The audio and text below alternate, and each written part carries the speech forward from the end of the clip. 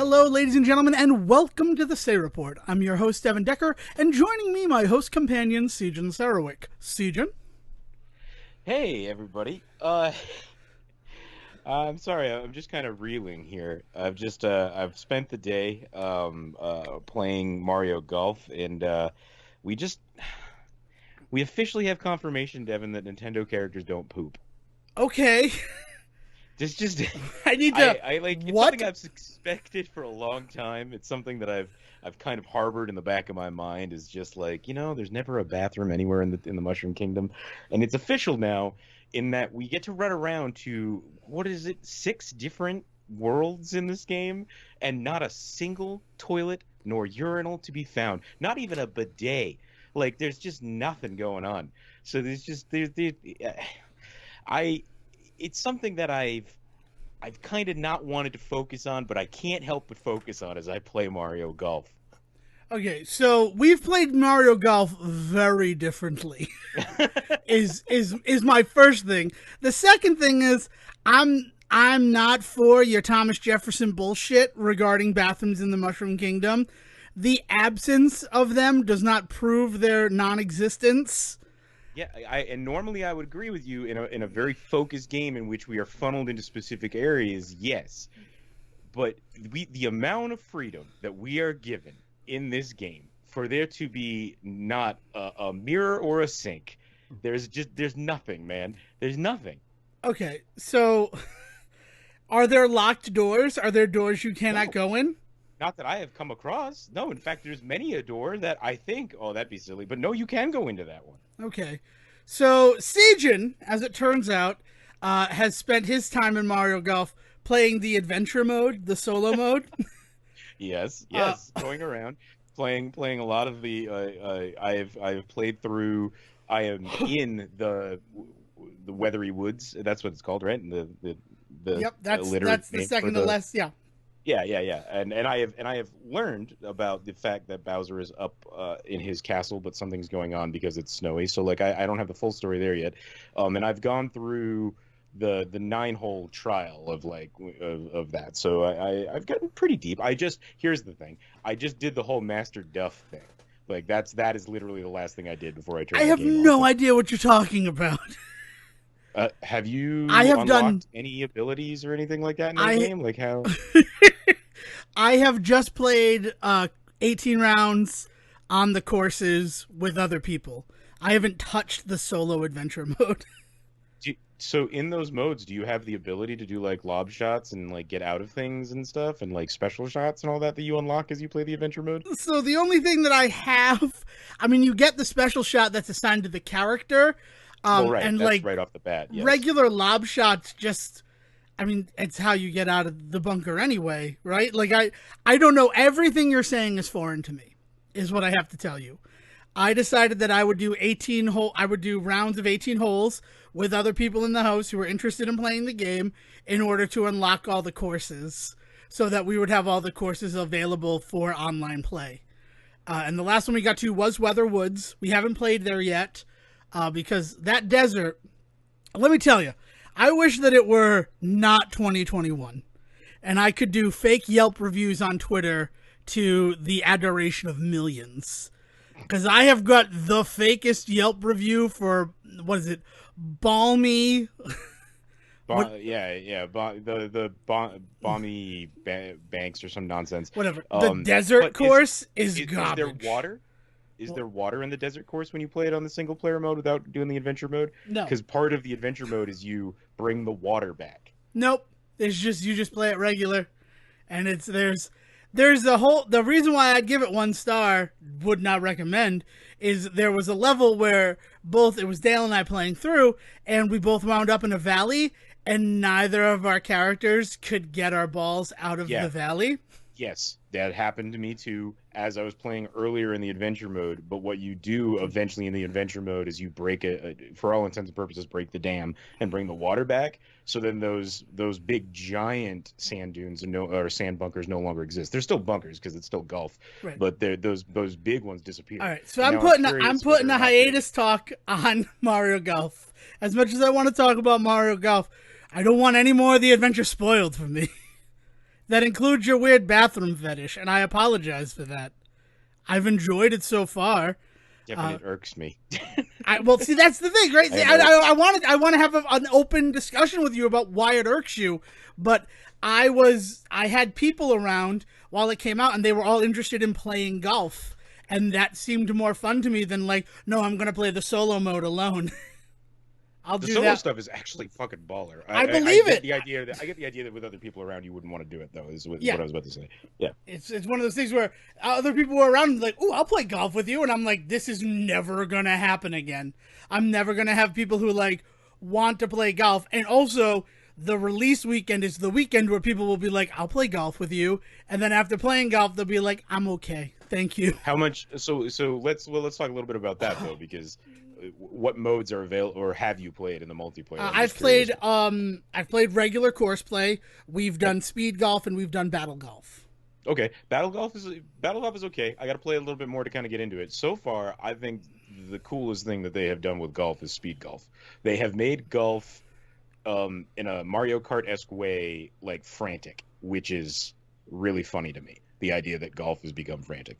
But we'll talk more about it after you. I mean, I could talk about those. I could talk about those modes. I mean, we can do a half thing. I just don't want to hear any more about the adventure. Well, because I've been waiting for but people to be around. A lot of those modes fold into the adventure stuff, and so I don't want to accidentally say anything I don't mean to. That's completely understandable, and I appreciate you for it. It's just, yeah, while I had people around who wanted to play, I'm like, well, I have to play with people because this is never going to happen again. Okay, here's the other thing. I've literally had the game for, at this point, less than 12 hours. It's probably only about 9 hours. So the fact that I have got things that I have got some deep emotions about that might be spoilery for you, who I assumed had it since Thursday. Well, it came out Friday. I picked it up on Friday. I bought it physical. I don't buy digital for Nintendo games. Doesn't matter because everywhere I went to go buy it physical this morning had sold out of theirs on Thursday because they accidentally stocked their shelves the day before. So all three, Target, Walmart, and GameStop in the Utah area that I live in had all sold out of the copies that they had gotten because they accidentally put them on the shelves on Thursday. They were bought up that day and they have not been able to restock them fast enough. I don't doubt that they were bought up, and then they were probably sold out of trunks to people. That's disappointing. I've taken to... A lot of people I know are playing it, so I don't know if they actually got, I don't think they were scalped. I think people were just fucking into this game. I don't know, but if you could see it on Thursday, right? If you go in there like Thursday, let's say noontime, and there's like however many copies you're allowed to buy, you could then scalp it to people outside, even for $5 more. And then you make a profit on it. I couldn't believe that the person at Walmart and the person at Target both admitted to me that they had put it out a day early and it was gone before even the release day, as if that was like a point of pride for them. They were just like, oh man, no, that game's been gone for days. We put it out on Thursday afternoon thinking it would just sit on the shelf till Friday morning, but no, it was gone by Thursday night. And I was like, that's not cool, guys. Like, that's how starved we are for Mario content. That's how starved we are for Switch content. You say these words all the time, and I always have to point to the myriad of Switch games that are out that you don't want to play. But it's not. I mean, I guess where I'm influenced in that decision is also the Twitch streams that I put my eyeballs on, where they're like, I just don't use my Switch until a game comes out. And then all they do, literally, my Twitch page has been nothing but Mario Golf since Friday morning. Everybody I follow on Twitch is playing Mario Golf. Like, one day we're going to go through this, but, like, I mean... I know that it's a specialized term of it. It's not... No, man. But, like Mario Odyssey, Smash Brothers Ultimate, Fire Emblem 3 Heroes, Legend of Zelda Breath of the Wild, Xenoblade Chronicles 2, Yoshi's Crafted World, Legend of Zelda, Link's Awakening re-release, Luigi's 3, but inherently... Animal Crossing, all right, time out. Inherently, the Nintendo game... you play until you're done with it. The replayability is not there. I don't know what to tell you. I mean, I know that there's a bunch of games on the Switch, but a lot of people play the big Nintendo games, and they play them to completion, and then once you've 100% a game, like, there's not a huge reason to go back to it. That's just so not true in my life or any of the people around me that, like, I feel like you are talking about a different system every time you say it. Everyone I know that owns a Switch has all like at least a dozen games that they talk about on a regular basis playing in rotation, and we all play together. Like we go to each other's houses and play online and stuff. And I mean, like, I mean, that's like I just cool. That's I don't live in that Utah, world that Switch you live in. Utopia. And Ohio. I mean, like the Switch came out back when I lived in That's Ohio, true. and I knew plenty of people there too. So like, I'm talking about across this country of ours. Like, I don't have that. So my Switch comes out when a game comes out that interests me. Generally, it is a Nintendo first party release. I honestly can't think of the last third party game on the Switch that I played through, because most of the third party stuff I get on other systems. So I mean, I have 150 hours in Stardew Valley on the Switch, so like that would probably be the thing I would point to. But like, yeah, I don't know. but I'd rather get that on a different system, to be completely honest with you. I mean, Scott Pilgrim. I've been playing a well, bunch of. well, here's all right. So here's a spoiler for everybody out there in the world. I bought Sejohn, a limited run copy of Scott Pilgrim versus the World, and he has that. He has that physical copy of Scott Pilgrim. I placed an order for myself that same time. I have yet to receive mine. That's wild to me. It's been 2 months Yeah. since you received yours. So, like, yeah, that's probably one, because that's one that on the Switch I would like to play because of the portability, and that game is just a grind factory, unfortunately.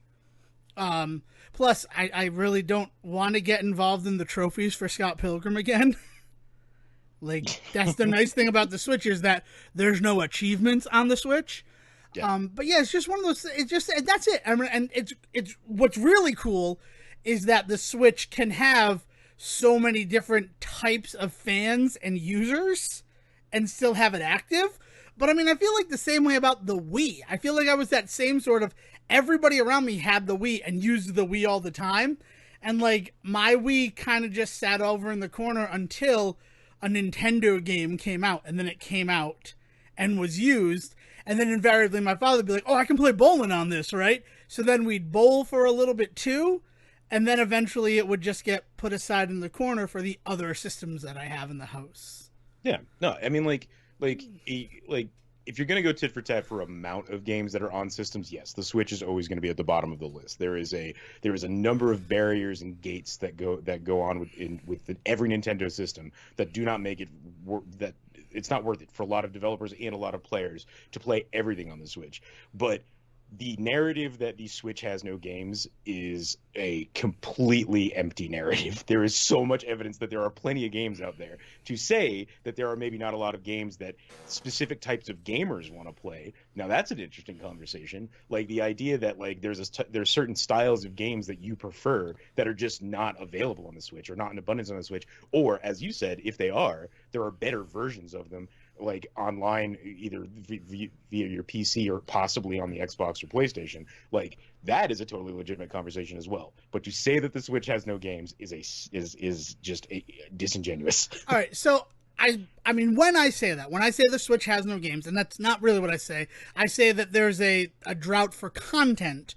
Which when is I the say same that, thing. no, but I specifically mean new content. A lot of people don't want to continue to blaze the same trails on the Nintendo Switch. I don't think that that's a wrong statement. I think it is. Okay. I completely think it is. And based upon situational things there. But also what I'm saying about that is the first year of the Switch, we had a new first-party game every month. And the second year of the Switch, we had that same thing.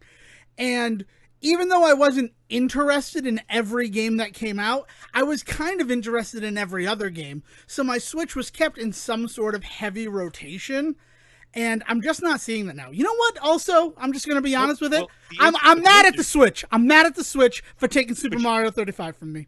That's it. That's what it is. But that's also, the truth. you know, the reason that happened in 2020 is because every system put a bunch of releases that they already had in the bag on hold because they didn't know how long COVID was going to last, which is why we now are staring down the barrel of almost 2 releases a month every month on the Switch for the next year and a half, because they held off on so much shit just in case there was we can't make video games for like 3 years. Here's a bunch of games we can put out every few months at least. So they turned the faucet down to a slow drip, but so did PlayStation and so did Xbox. And what fucked PlayStation PlayStation and Xbox in that case is they had just put out new systems last year.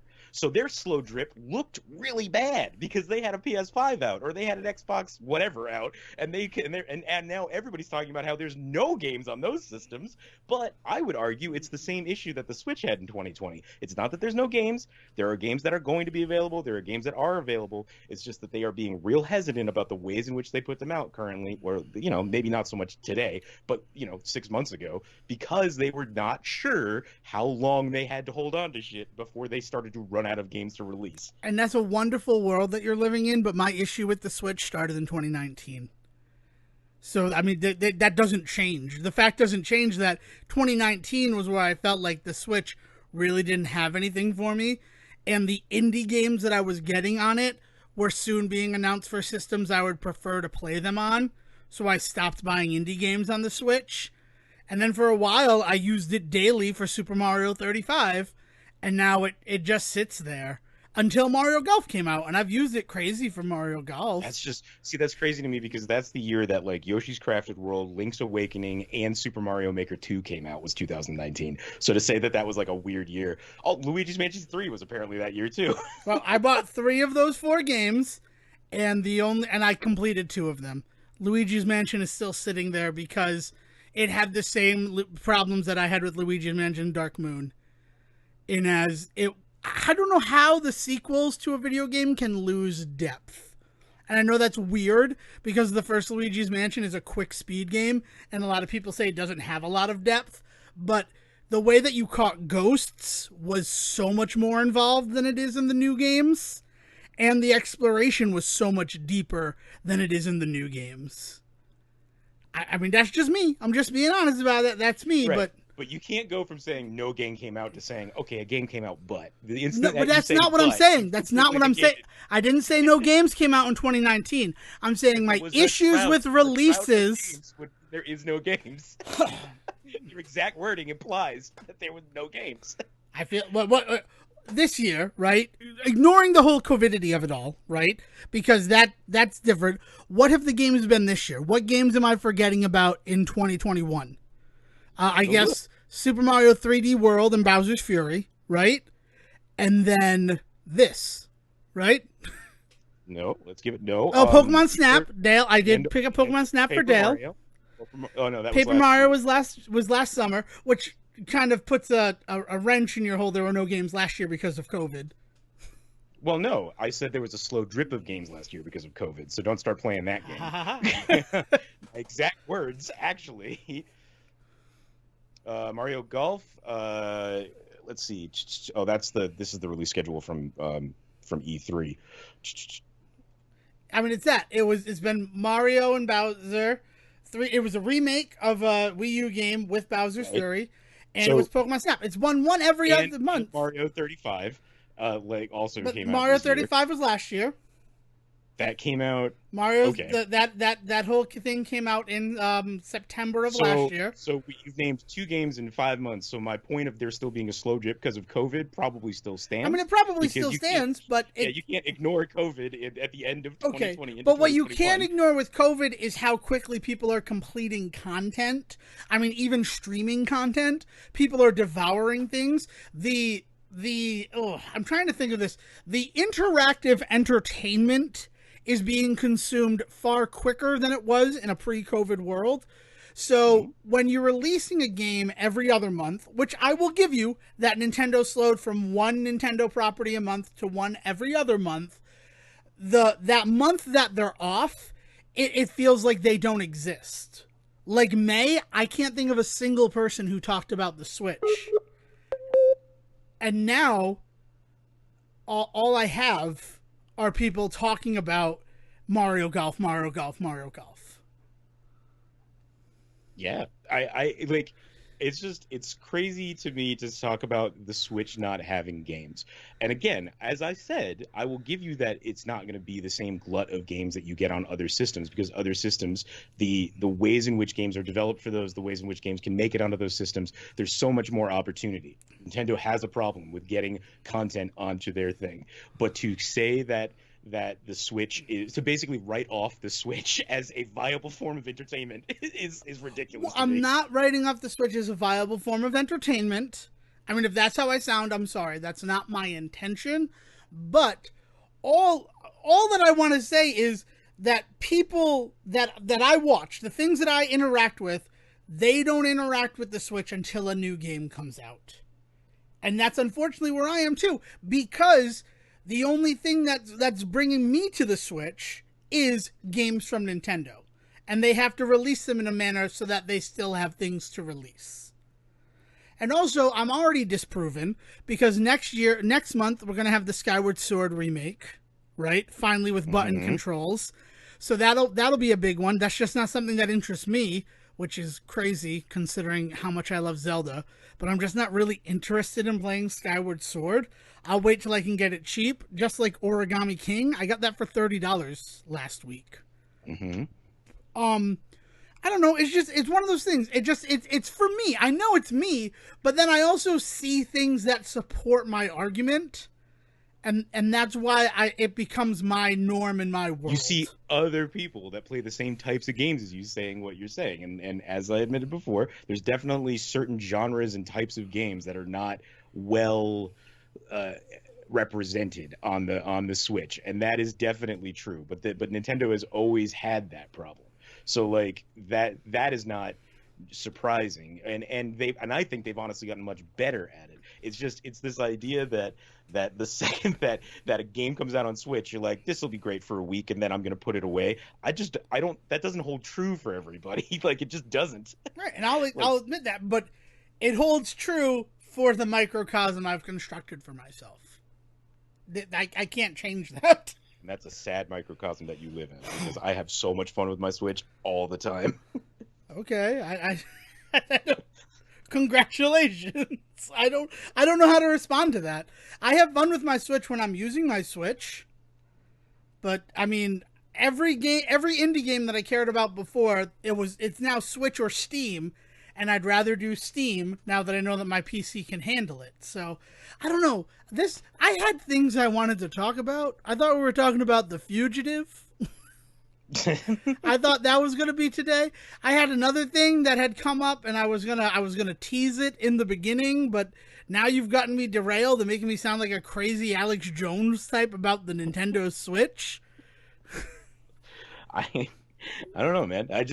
I have a lot of things that I do with my Switch, and you consistently use the words that there's nothing to play on your Switch, and I don't know how to respond to that when I am looking at a glut of games. I have 3 games still wrapped in plastic I have not opened up yet upstairs. I mean, I have 4 games still wrapped in plastic. I just made this a contest, and that was not my intention there. It's just the true statement.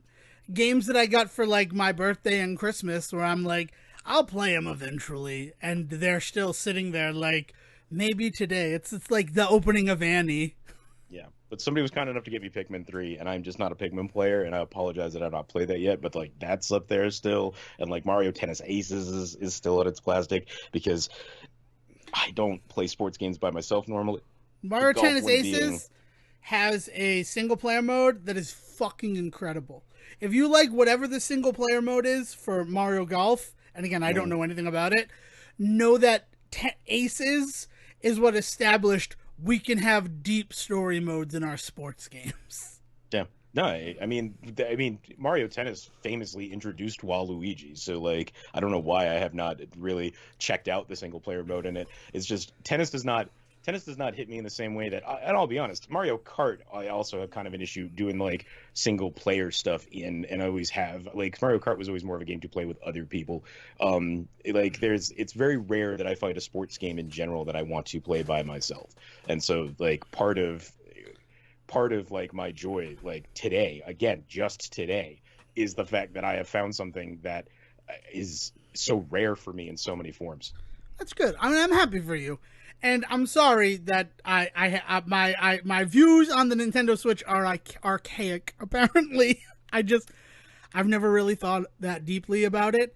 It's just what I say because I don't feel a drive to my Nintendo Switch until there's a new game, and then I play that game till I beat it, and that's usually 2 to 3 weeks, and then I'm like, oh, Switch. Yeah, but you also have to understand the statement that like I just move on to the next game is something that not everybody has the benefit of in this world. Like we are now at a point in our lives as gamers where like we can maybe do that, but like what about like I don't know about for you, but when I was a kid, like if we got a video game, that was going to be the game we got probably for the next 6 months. So like you either got into it or you didn't play video games for a few months. And it's kind of that same way for a lot of moments in my years around here. Like there's definitely when things kick up, you know, like Christmas and tax time or and like birthday and like stuff like that. Like when some money comes back to me, like yeah, okay, I'll invest in a game. Otherwise, like I've got 6 weeks where I'm probably not going to buy anything new. So like so I have to get into a game, and that's also an element to this conversation of talking about how there's nothing on like there's no replayability. Like there's plenty of replayability. I think it's just that you don't feel the need for it that some people do because you have the ability to go to something new that not everybody does. I mean, it's not always something new that I go to. Occasionally, I'll go back to an old favorite. Do you go back to another Switch game though? No, very rarely will I go back to an old Switch game. Because you have the ability to own 4 systems in your house: a PC, a PlayStation, an Xbox, and a Nintendo. Right, that's also part. And I play a lot of Super Nintendo games too. Like, or I'll do that. But I understand that. I get, oh God, I'm coming from a place of privilege in this. And that's not really my intention. It's just that the reason, so old games, right?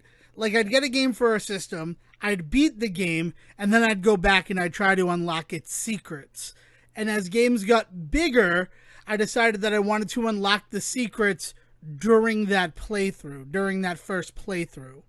So I went from, like, famously, Donkey Kong Country 3, I beat that in 2 days, and it really wasn't even 2 days. Like, it was probably 24 complete hours.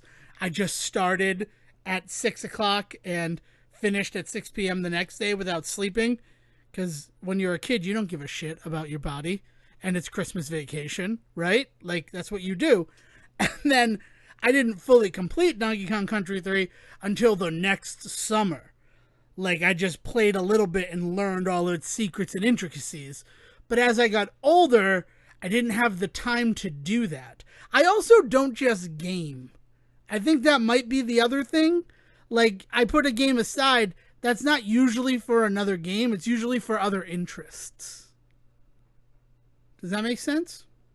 Yes, it's just that you say that, but some of those other interests include things like speed running and like tournaments and like and streaming and like and stuff like that. I think anyone that listens to this show would be forgiven for that being kind of a surprise statement. I mean, I'm like out on games right now. I'll be completely honest with you. I've kind of gone off video games right now, and I don't feel great about that. Like the Astalon nonsense that I talked about with like getting this game and really feeling it and then realizing that it wasn't complete, it kind of turned me off to playing video games for a bit. And I've been like doing other things, like getting my house in order and, you know, paring down some of my collectibles and, you know, catching up on television or movies and like reading. These are all things that I've done. I don't know. I mean, I think that I really hit, like, COVID fatigue is a real thing, right? And that COVID fatigue finally hit with video games for me. Like, the way that it, like, kind of, I don't know. And then Mario Golf, even Mario Golf, like, I enjoy it, but I enjoy doing, like, 18 holes and then doing something else. And knowing that, like, after I've done some other stuff for a while, I can come back and do another 18 holes if anybody's up for it. Yeah, I couldn't stop. Like, straight up, just, like, I kept saying, like, I'm going to do one more thing and then put it down. I'm going to do one more thing and then put it down. And it's got that kind of drive for me. And, like, it's just, it's this idea that, like, I rarely get like that with games. It's not that I don't love video games. It's not that I don't play games, but how many times do we talk about, like, I don't play things to completion? That's so rare.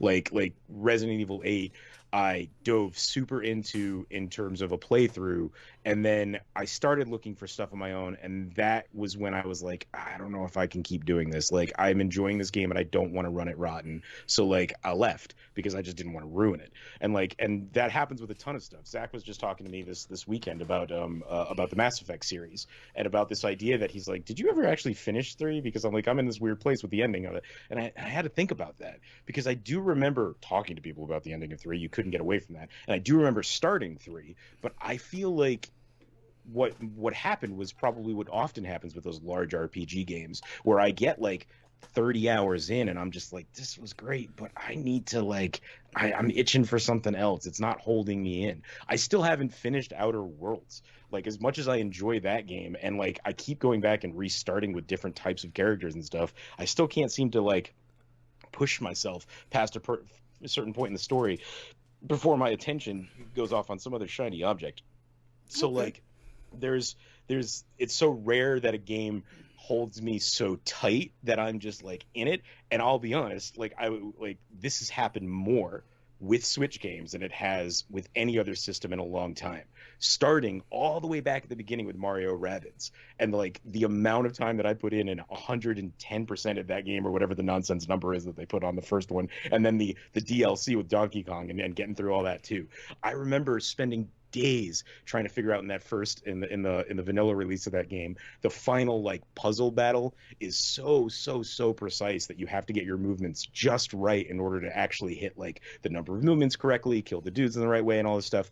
And it took me so long to figure out like the puzzle of that last battle mechanic and I loved every minute of it. And I don't know, like, I can't think of a PlayStation game that I've put that much effort into. I can't think of a PC game that I've put that much effort into in a long time. Like, the only thing I can think of is like Stardew. And as I pointed out, Stardew I've loved so much that after buying it both on my PlayStation, owning it on PlayStation 3, having it on my PC because it was in some humble bundle somewhere along the line, or some like $3 release like it was, I actually ended up buying it on the Switch because that was my preferred place to play it, because I can take it places with me and things like that. Like, so like there's so much to the idea that like video games are so good right now.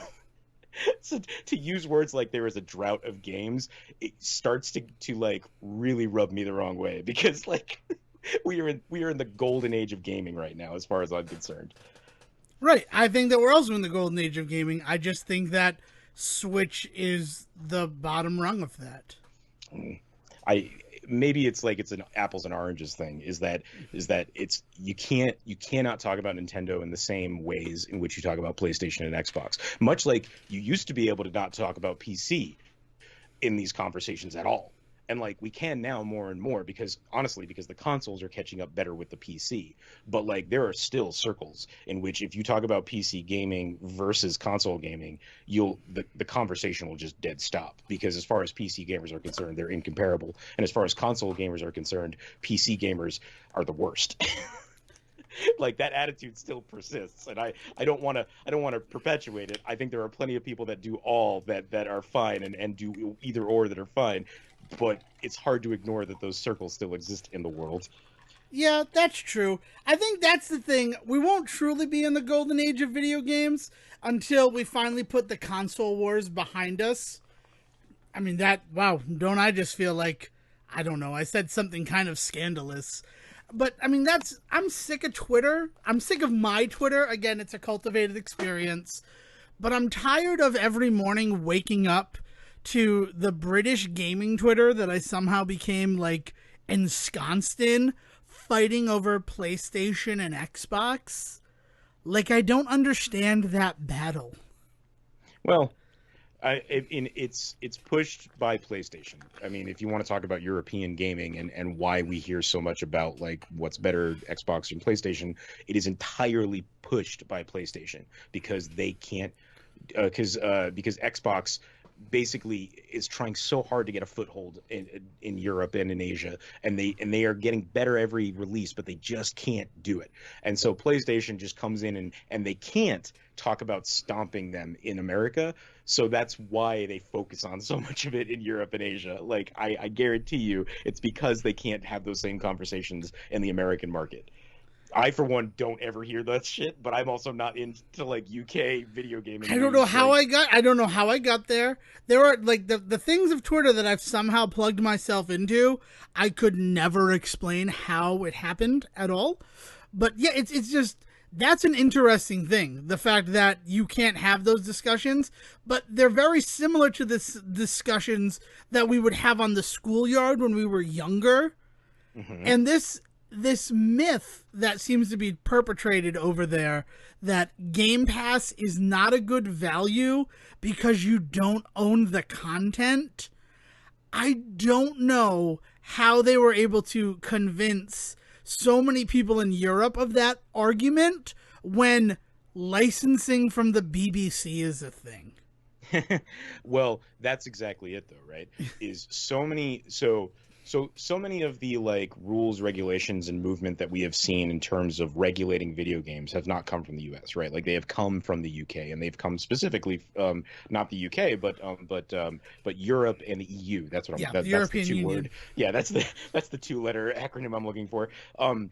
But the ways in which they regulate games becomes a huge part of the deal, and in those political conversations, because they're inherently political once you get the political body involved, right? In those super political conversations, which always get super heated, one of the biggest things was the idea of rights as a consumer, right? And like, and that's what they're constantly trying to protect, supposedly when they do this stuff, right?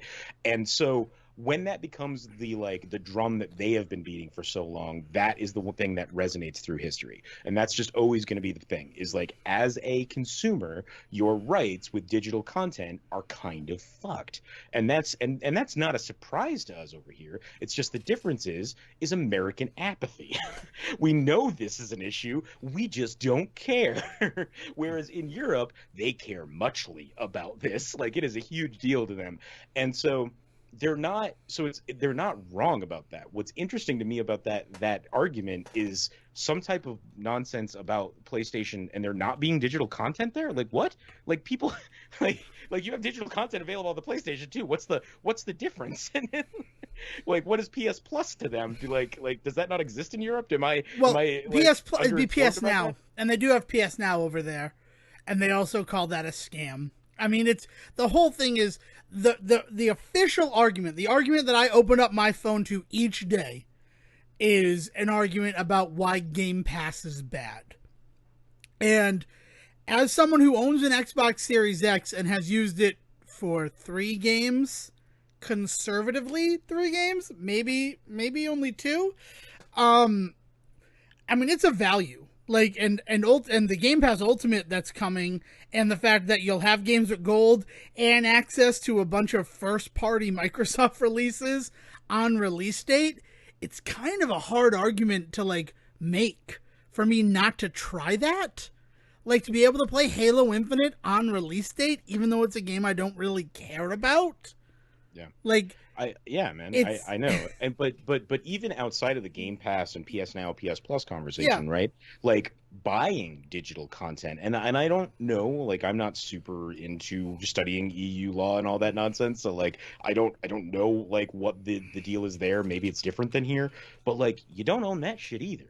Like anybody that had a copy of PT will tell you that, like, I downloaded that, I put my name to it, and then like they just decided it wasn't going to exist anymore, so it just doesn't exist anymore. And like, that is a super easy example for me to pull out of my ass, but like, there's a ton of examples of that where they're just like, yeah, we can't support the server space to put this thing up anymore, so it's just not going to exist, sorry. And like, and luckily PT was free, but like, that also is not always true in these stories. Like, I paid money for this, why does it not, why can't I re-download it? Sorry. Like, that just doesn't exist anymore. I mean, like, who's shutting their servers down? Is it PS3 that's shutting their servers down later this year, or somebody, that some changed. I know that was the big announcement, yeah, was that their servers and their store was going down, but yeah. then there was a huge outcry and they said they were going to keep it open for a little bit longer. And I But I mean, mean, they're gonna have to do it eventually. yeah, Like, they're just gonna have to in order to like keep running a business. And so like, what's gonna happen to all that digital content you own? Guess what? Is gone. That's the end. It's gone. yeah. And that's, I mean, that's one of the things. I know that it's tied to Steam, but like also all of these crazy re-releases that we're seeing of like PS3, Xbox 360 era games. If Yeah. it's available on Steam, I'm gonna want to get it on Steam because like computer, it is not gonna go away forever in the No, but same way. But but licensing can still be a problem. But yeah. if you have the install information, you can find it again. And Yeah, but also, like as we're all learning with like the absence of Internet Explorer and the loss of Flash, that like it might not even with the PC you're running a risk of it's not even just licensing you got to worry about in that case. Then it's also can your computer handle it? And in 5 years, the device that you own now may not be able to play certain Steam games because it doesn't meet certain criteria. Whereas if my PlayStation is still running in 5 years, which it should be, like like my PS Pro especially should be running in 5 years. I'll still be able to put in a PlayStation 4 game or and I hope go into my store and still play it, right? So like there's also an issue there with PC that is not present on consoles that PC players don't like to talk about. Although here we are in the drought of the RTX, and like let's talk about the fact that like there are games starting to come out that literally can't be played without a video card that is not available to the majority of consumers. yeah, you're not wrong there. Also, I started a little bit of researching, like getting a PC built by one of the top 9 PC builder websites. Mhm. They seem to have these video cards. So I feel like they were part of this whole scalping thing. Well, one of the big things that people are now doing is they'll go to those types of places, buy the PC, Yeah, because lo and behold, not only do they have those video cards in them, but they're also like normally priced because they have to be competitively priced in order to sell the thing. right. And then they just rip the RTX card out and sell that and just junk the rest of the PC Yeah. because they're going to make their money back and then some. So like that is now starting to happen in that whole conversation. Yeah. Yeah, so PC gaming has its own shit to work Right. out. And I'm so nervous to like dive into it. It's just seeing the support that the indie games, which are sort of what I'm most interested in these days, what it gets online compared to like the PlayStation or the Xbox or the Switch. It's kind of mind blowing. Yeah. I also still can't believe that Amazon Luna, first of all, is a thing that exists, Right. but then also has still not updated Blasphemous. And it's talking about like the newest games. Like, Wow. I just check every so often, like, is it up there? Is it updated yet? No, I'm not surprised. Yeah. But what are you doing? Yeah. So Jeff? like to put the kibosh on this, because I do want to talk about the Fugitive with you. Like I will say this. Give the Switch all of the shit that it deserves. Talk about the fact that there are not enough games on there for you, and talk about how there are certain game types, genres, whatever you want to talk about, not being well represented there. All you want. I would still rather have a system like the Switch that is well constructed, plays all of these games that on it that do exist for it, and treats me well, than ever go into the madness that is that PC universe. So like that's where I fall. Is like I cannot sit here and talk about the Switch being like top tier and being the thing that blows everything else out of the water. But like I said before, it almost feels like it's playing a game of its own. It's not in this league. So like that is where I think that I personally have to like fall on this whole conversation. Yeah, and I think that game of its own to put that final thought on it is really how I'm trying to approach it. And it's why it feels otherly to me in how I treat it. And also, and I'll be the first to admit it, I'm still mad about Super Mario 35. and there, I don't know if that's a wound that is ever gonna fully heal. I will when Super Mario 40 comes out in 5 years. I'd be fine with that. Oh my god, that'd be great. No, but it is like I booted up my Super Mario Golf, and there's Super Mario 35. I still have the icon on my home page, and I'm just like, I want you back. Can I sing to you? Can I make this happen? All right. So the Fugitive. Are we talking about the Fugitive? Is it time to talk about the Fugitive? Yes. Yeah. So you was this on air or was this off air last week? This was on air last. This is last how week's we show. literally the last things we talked about in last week's episode was Okay. the Fugitive. Well, I couldn't remember because we always end up talking after we record for a little That's bit. true. Yeah, that's not part of that conversation. Yeah. So you admitted to me that you had never seen The Fugitive, right. which is one thing. But then, what I admitted to you is that on what is it? So 26 minus 7, the 19th of June, I watched The Fugitive starring Harrison Ford for the very first time. Mm-hmm. That's what I admitted.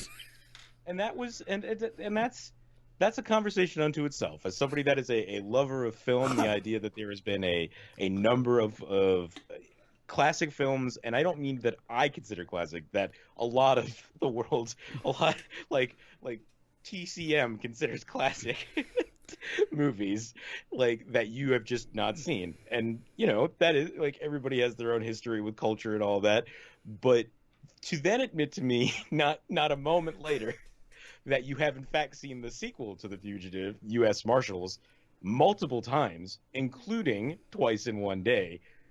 What are you doing? Were you curious at any point? Like, did you have a moment where you saw U.S. Marshals and you were like, that was so good, I should maybe check out The Fugitive?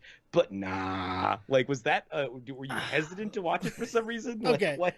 So here's some stories. I guess here's the full. I'd say Magaga, but it's not really Magaga. It's something different than that. Here's the timeline, right? Can you just confirm for me when U.S. Marshals came out? Because I'm pretty sure it's 1999, but I think it's 99. Wait, let me check. Yeah, I just want to confirm that it's 99, because that's something that feeds into everything about it. I mean, we've got, like, we've got baby Robert Downey in it and all that. Yep, and Robert Downey Jr. It's sort of his return after Wesley his Snipes whole is thing. still a beloved action character, or a hero. I mean, so to see him playing a 1998. 1998. Okay. But let me see when in 1998, because it could have easily been one of those ones. It was summer of 98, because that's why I saw it so many times. Yeah. Okay. Because the reason why I saw it is I would get dropped off at the movie theater with other people, because they would do like free kids movies at the showcase, and then after that movie, I would then go and see U.S. Marshals. That's how that worked for me. And mostly because the people I went to that movie with were like, I want to see U.S. Marshals. And I'm like, oh, I've never seen The Fugitive. And they're like, you'll be fine. And then I saw U.S. Marshals, and I loved U.S. Marshals, because U.S. Marshals is a great freaking movie. But The Fugitive, yeah. So that's it. I knew The Fugitive existed. I wasn't allowed to see it in 1993. Probably because it was rated R. I have to imagine that that's the reason why. The only reason, because if you actually watch it, it's one of those rated R films that feels like this was a reactionary R, like after the 80s, where we were being so hesitant about what was allowed to be a PG-13. Like the Fugitive is such a tame R. There's some graphic moments that are that I could see getting the R. It feels reactionary to Silence of the Lambs, if it's reactionary to anything. But also, it's this weird time where if you do an R-rated drama, you weirdly have a better chance of getting nominated for an Oscar. Like that was the time where if you're not doing a drama that gets an R rating, you're not going to be in the awards discussion. Yeah, it's more of a badge of honor than it is like a scarlet letter. Okay. Yeah. All right. So there's that whole thing. So my parents definitely went to see it when it was new in theaters, and they did not take me. Devin, you're going to stay at home with a babysitter tonight. That's fine. I understand it. But then, like, Dale is born in 1994. So then, like, there's this whole time where we're not going to watch movies like that because Dale is so young and impressionable, and we don't want to watch them around her, right? Yeah. And I'm also at this time where, like, we don't really want to be exposing you to R-rated movies because we want you to learn the world before you're being influenced by them as well, right? It's a very odd time in the Decker household. I'm not allowed to see an R-rated movie on my own again until 2001. if like we just want to paint out the timeline. And that's really what this is about, right? Is painting out the timeline. So at that point, I saw U.S. Marshals in theater because it's a PG-13 movie because they want to make sure more people can see it. At the It's end like, of the 90s, yep. yeah, we have flipped by the end of the 90s for sure. And we want to make sure as many people can get in as possible. And honestly, U.S. Marshals, from what I remember, is a little bit more graphic than The Fugitive, so it's kind of more strange. intense. Yeah, Like, I find U.S. Marshals to be the more intense of the two films because in The Fugitive, I don't know, in The Fugitive, there's this sense that, like, everybody is doing the right thing at all moments, and so you just feel like eventually it's all going to work out. And whereas in U.S. Marshals, there's definitely moments where, like, rules are being bent in a way that is uncomfortable. that and so whole it feels movie intense. exists Yeah. in a gray area. And Right, I mean, and it's impressive that the whole film feels that way because that's the theme of the film. So, like, it'd be one thing to be like, the theme of this film is the gray areas in which our government and society has to exist in order to function the way that we know it. It's another thing to create a film where there's no black and white, everything is gray.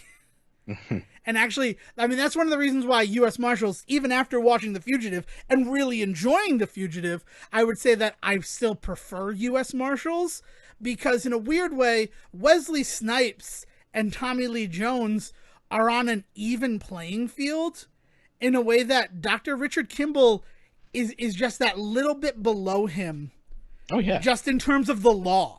He's out of his depth. Yeah. Like that's the whole point of Kimball's character, right? Is he is so out of his depth, and every step of the way is a risk for him. That's what makes his character so honestly heroic for a guy that is accused of murder. It's what makes him seem so heroic is that he's willing to go to the lengths that he's going to prove his innocence and to figure out what happened. Right. To his... I mean, he's also hyper capable.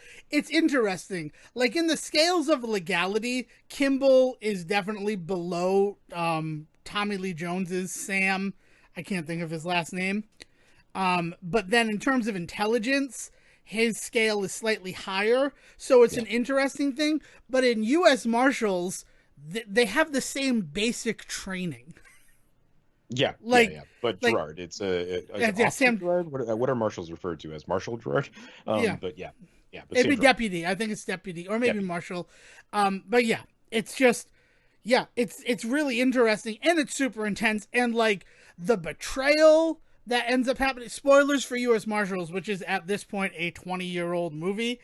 The betrayal from Robert Downey Jr. is handled so well. The scene where they're running through the assisted living facility and like the guy on the oxygen is just pointing, like that is something that is burned into my brain because I saw it at such a formulative age. Like the colors, the composition, it's a beautiful film. So like seeing that movie and then like that being sort of the first action film I saw that was like made with some eye towards the cinematography, like of course it stuck with me in a way that, you know, no other thing I had seen up to that point really did. Yeah, I also think that there's a danger for Gerard in U.S. Marshals that is not present in The Fugitive, right? Like I don't remember in The Fugitive there being like there's sort of the chase at the end where like Richard Kimball is going to reveal the bad guy and who the bad guy actually is, and they're like running through the steam room at the hotel, and like anybody could get killed at any time. But what I mean is in U.S. Marshals, there is straight up this idea that because Gerard is doing his job, he's actually putting himself in the line of fire of, you know what I mean? Yeah. Like there's this conspiracy element to U.S. Marshals where you have to worry about Sam Gerard the entire time in a way that, like, yes, you worry about him when he's like running through the sewers after him and stuff like that because like it's a dangerous situation. But I mean, like, you never feel like there's somebody out to get him in that movie, you know? Yeah. I mean, and the really interesting thing is that from The Fugitive, where Richard Kimball is the main character, right? He's the titular and main character. Sam Gerard is more the main character of U.S. Marshals. Oh, definitely. So he's the reason you're coming back. I yeah, mean, it's the promise that it is Tommy Lee Jones reprising his role from The Fugitive that his sells that movie. Oscar-winning role from The Yeah, Fugitive. yeah. Like, That's the elevator pitch for U.S. Marshals is like he won an Oscar for this. Let's bring him back. yeah. So I mean, it's a completely different type of movie. It doesn't need to be a sequel to The Fugitive. It could just be about a bunch of marshals who hunt for escapees and breakaways. Like, it could be the show Breakout Kings, which is, I mean, that's why Breakout Kings is so good, because it's essentially the group from U.S. Marshals, but with convicts involved in the whole thing. Right. So it's also got some Prison Break in there, and it's just one of those situations where, like, this is interesting, and if we can drizzle the characters that people already know they love from The Fugitive, we have certified gold on our hands. So let's flash forward to 2008, and the video store that I'm working with is closing, right? I'm working at a video store. It's going to close down. So they're having a liquidation sale.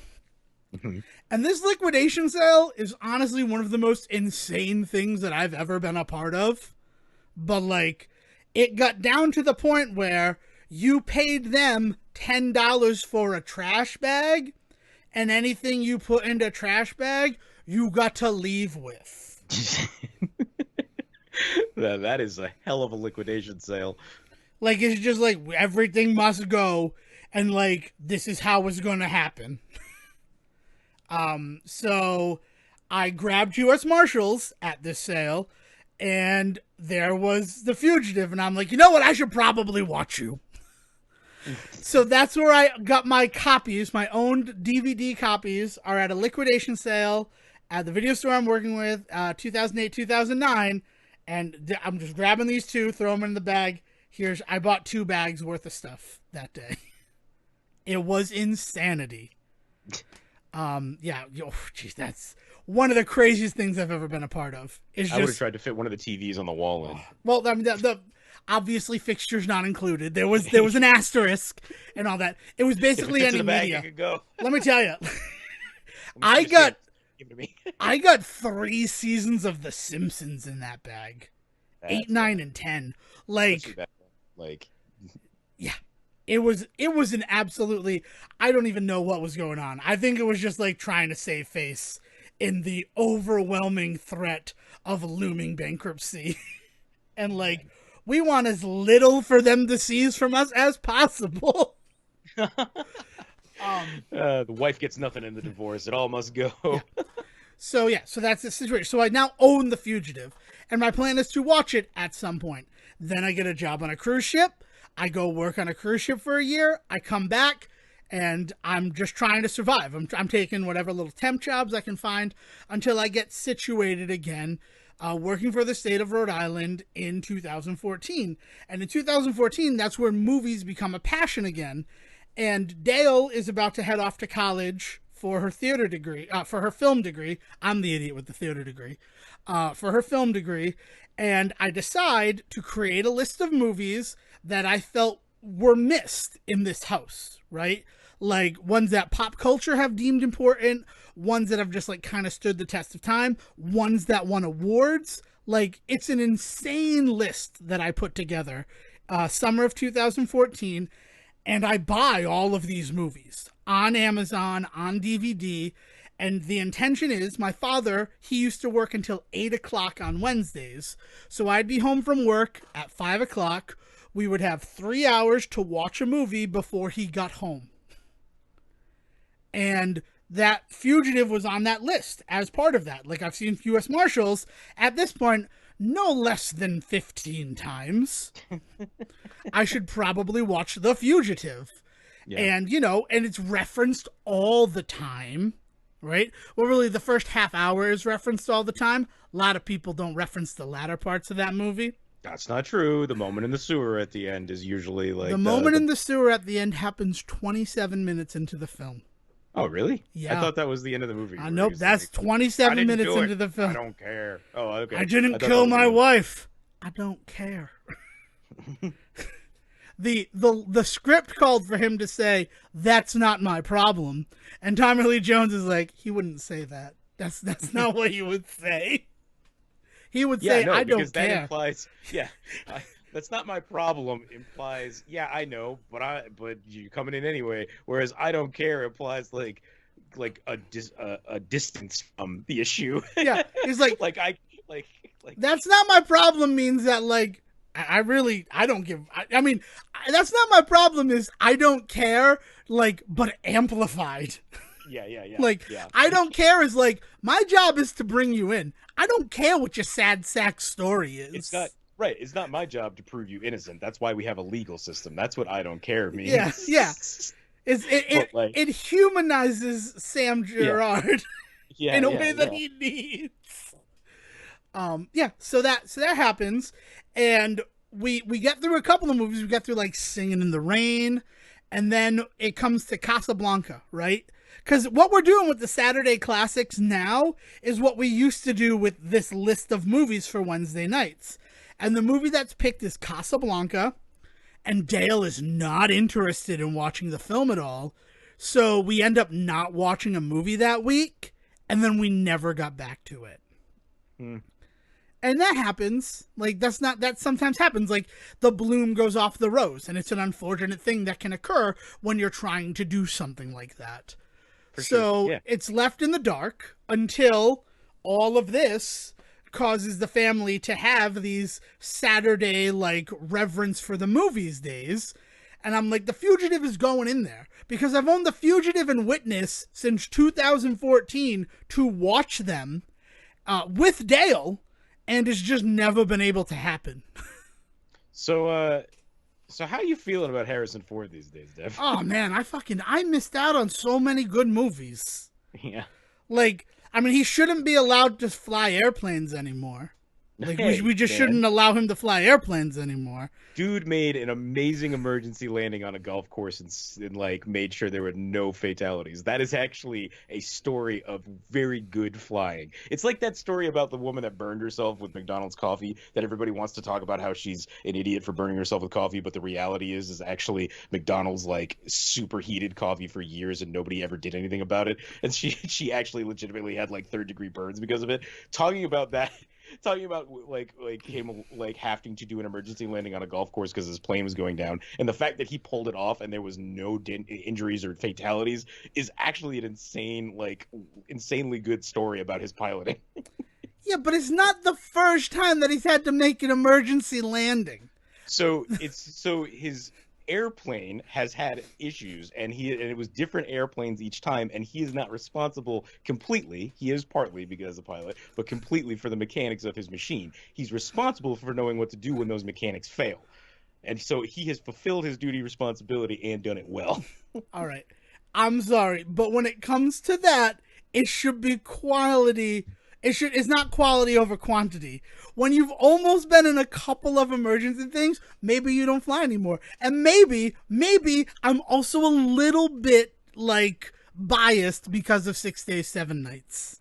Another Harrison Ford film that I've seen far too many times. Well, and I mean, look, Air Force One and like the dude is consistently around planes with issues. I mean, even the whole Star Wars saga. I'm saying The entire Millennium Falcon story is about that shit being broken. every time. Yeah. There's yeah. There's also something about Air Force One that always astounds me is that it's not a Jack Ryan movie, and I always have to remind myself that. Well, Jack Ryan never became the president of the United States. But they What? sure as hell are playing on the fact that he was Jack Ryan in Patriot Games and Clear and Present Danger. Yeah, there's references to him being know, like an analyst I before he know. becomes president and all of that. And like, yeah. Yeah, it's this weird thing that we did to create cinematic universes in the past. That They basically yeah. like all those movies that take place in the same South American country. Right. Like Verde, it's something Verde, like Costa Verde. Costa Verde is the name of it. Yeah, it's just like, oh yeah, we need a place for it to happen in South America. Let's call it Costa Verde. And then suddenly Predator and Commando and Die Hard 2 all happen in the same world. Because there's not going to be a different world with a Costa Verde. Is there? That doesn't make any sense. Yeah, yeah. Yeah, man. Well, and to that point, the idea of how we used to kind of always just we wanted that idea of shared universes, right? Like Tarantino played off of it all the time in his movies. And I mean, to that point, he even started creating worlds within worlds because he includes Elmore Leonard characters in movies that he got permission to use because Elmore Leonard fucking loved Tarantino. But like Jackie Brown has uh not Michael J. Fox, what's his name? Michael Keaton playing a character that he also played in Out of Sight, and there's another one that he did, another Elmore Leonard one that he played. But it's not that world. But that means that like Get Shorty exists in the same world as Kill Bill, like that kind of shit starts to happen. Like, and we just I have to stop there because Jackie Brown is an adaptation of an Elmore Leonard, and it's probably the only one that I would say doesn't exist in the Tarantino verse. Because I can't think of anything that is Red Apple in it. Yeah. There's a whole bunch of Tarantino like moments in it, and is Jackie Brown an Elmore Leonard story? Yeah, or is it... well, the book is called Rum Punch, but it's Jackie Brown is an adaptation. It's Tarantino's only adaptation. 1997, Jackie Brown adaptation of the book Rum Punch, which is a sequel to. I can't think of the name of it. Yeah, it's like The Switch. Hot Shot. The Switch. The Switch. Yeah. There's so many Elmore Leonard books that I've read that I can't remember all of them. But yeah, but there's this idea of shared universes, and Out of Sight's not a Tarantino film, though, right? No, it's not. But it's specifically Michael Keaton's character from Jackie Brown is the same character in the Elmore Leonard Out of Sight. So that they decided that they were going to cast him in Out of Sight to play the same character, which then creates a shared universe there. Right. And that's just something that we just love to do. So, to that point, the idea of making a U.S. Marshals movie, and as you said, there's no reason for it to be a Fugitive sequel. There's really not. It's not like anything that happened in The Fugitive makes Sam Gerard a, like, well-versed bountyman to like come in and get the next guy that may or may not be innocent. Like, that's never addressed. Like, but we wanted that, right? Like we like audiences ate that shit up. So there's this idea of that audiences were kind of into that, you know? Yeah. I mean, it makes sense. I think what I really dig most about U.S. Marshals, as someone who had never seen The Fugitive before seeing it, is that Sam Gerard is just doing his job. Mm-hmm. And it's just like fate that he happens to be handed two cases where the accused is innocent. Yeah. and if there was like a third one, you could call it an anthology, right? Like... Yeah. And it's a shame that they're probably, I mean, House Bunny maybe not the House Bunny, not the House Man Bunny, of the House. Man of the House, where with him and all the cheerleaders. Yeah. Oh man. I think that's the closest that we get to an anthology of Sam Gerard films. And I think it was actually joked that they wanted him to be that same character. I read it somewhere. It's probably just humor in the early 2000s, but what are you going to do? But yeah, Fugitive is a legit movie. If you've never seen it, definitely see it. Yeah. And then watch U.S. Marshals. If you've never seen U.S. Marshals, you should see U.S. Marshals. It is so much more than a slant sequel to The Fugitive. Yeah, it's weird because a lot of the criticism that you find levied against it is that it's just a remake of the original, or a retread is the better word. And that's not true. Like, it's like there's definitely elements that are definitely a retread because it is the pursuit, like it is the pursuit of an escaped fugitive. But it kind of ends there because what's going on with Snipes' character in U.S. Marshals is very different than what's going on with Kimball in the first one. The reason why I would say it avoids that, it does the smart thing, right? And I've always made this joke. Where it goes back to Fantastic Four and they save the planet in the second movie. You can't do that. You can't go all the way from saving a city to saving the planet. There is a gradual process that needs to happen. And for accidents that release a fugitive, it really goes in the opposite of planes, trains, and automobiles. You need to start with an automobile. then you go to a train, and then you go to a plane. Now, the Fugitive, bold as they were smart enough to have the plane, the automobile, and the train happen at the same time. But then they don't just do another bus or another train. It's a freaking plane crash. Yeah, the idea that he survives the plane crash and then When does Passenger 57 yeah. happen? Because I almost one of them feels like a reference to the other. Yeah, Passenger 57 is the one with the plane that lands like by the White House, right? Yeah. Am I wrong about? Yeah. So that's 1992. Yeah. So that is like almost a decade earlier. Yeah. So Wesley Snipes, 6 years later, being in a plane crash is that same sort of like, haha, it's kind of funny because, look what's happening. Well, and he also has the Sky movie, right? The Sky Drop. What are they called? Sky Jump movie, where he's one of. It's basically Point Break in the air with base jumpers. Oh, what's the name of that one? What is the name of that movie? I forgot that movie existed. It has like one of those great like theme songs too, where they like basically like they rap the name of the movie 1,000 times. Hold on, I don't remember the name of this movie. I remember the movie because I went on a weird Wesley Snipes kick, and then somehow still avoided Blade in all of that. Drop Zone in the middle. Drop Zone is in the middle of all this. So 92 is Passenger 57. Drop Zone is 94, and then 98 is U.S. Marshals. Yeah, it's a reference. It's the same sort of way that it's a reference where, like, Jack Ryan is the president in Air Force One.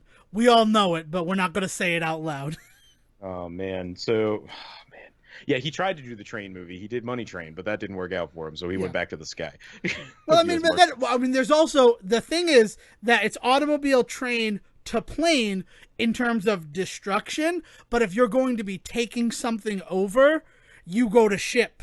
Ship is what hostages take over after train, because Under Siege is though the first Under Siege is on a boat and then they go to a train, and that's why Dark Territory doesn't work. But Speed, they start on a bus and then they go, and that doesn't work either. See, I can find examples where it doesn't work. You find me a movie that boat is just never the answer. Boat is never the ansser. Maybe the chipwreck.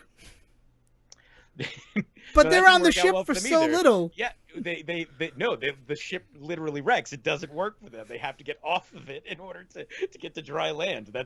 No, that's not what happens in the shipwreck. They are parasailing off of a cruise ship. Yeah, they get left, but they fly away. Really shipwreck. Yeah, we don't talk about that enough, America. Why is it called shipwrecked when they don't get shipwrecked? They get marooned on an island. It makes that whole thing where they're like, oh, they're having people parasail off the ship. Oh, that'd be dangerous even if you weren't chipmunks.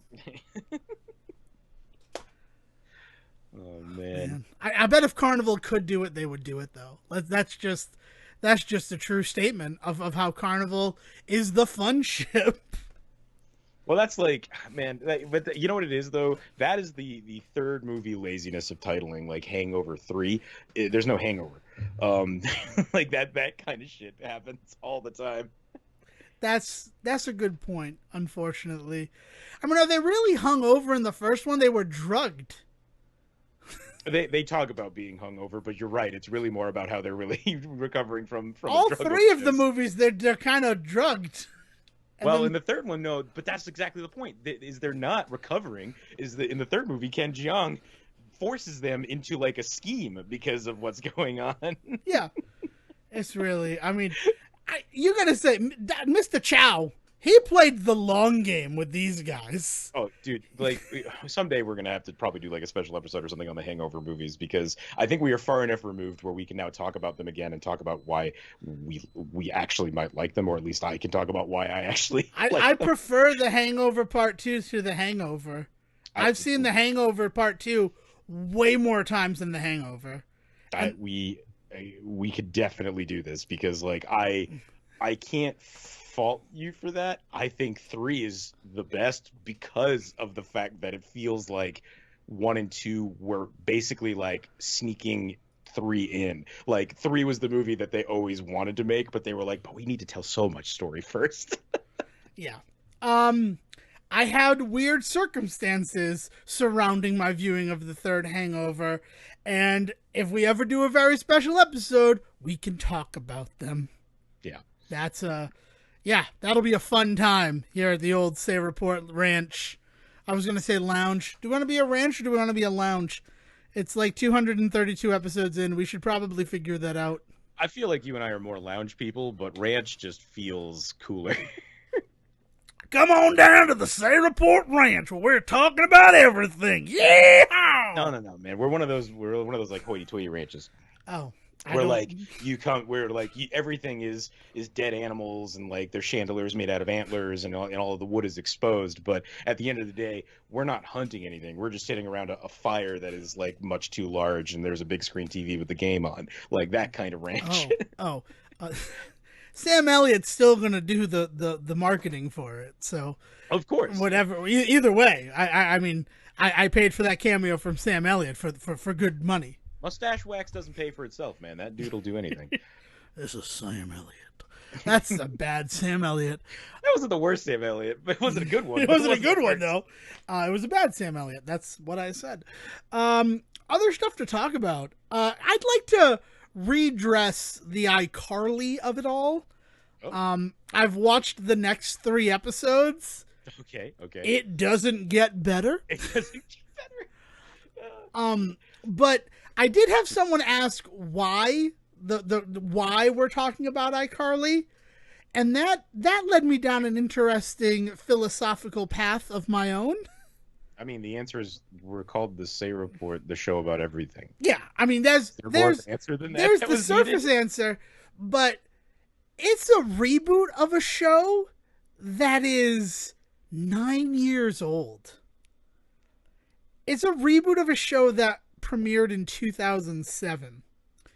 So my question is, are we done with reboots from the 90s? Does iCarly symbolize an evolution and a move past the people who they're trying to sell stuff to being children of the 90s to being children of the aughts? Yeah. Man, I don't know, because like I bet if tomorrow you said like Everybody Who Loves Raymond was gonna do like a season comeback just to see what happens, I bet people would be into that.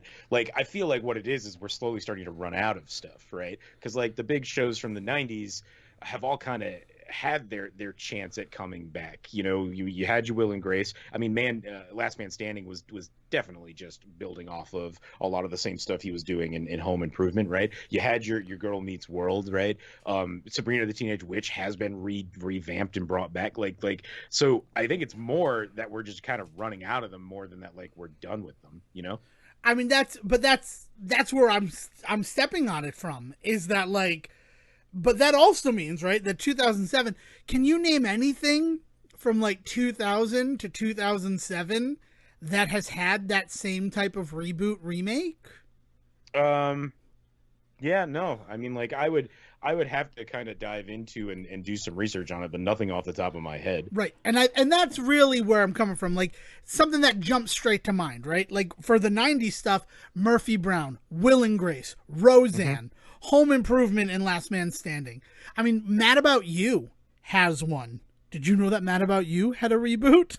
I did remember that they attempted that. I didn't think it went anywhere. There's a full season. I've not watched it, but I kind of want to. I'll give you a weird one that I only kind of like half remember. Honestly, from doing more from doing research for the show at some point in the last 5 years, and I couldn't even tell you why.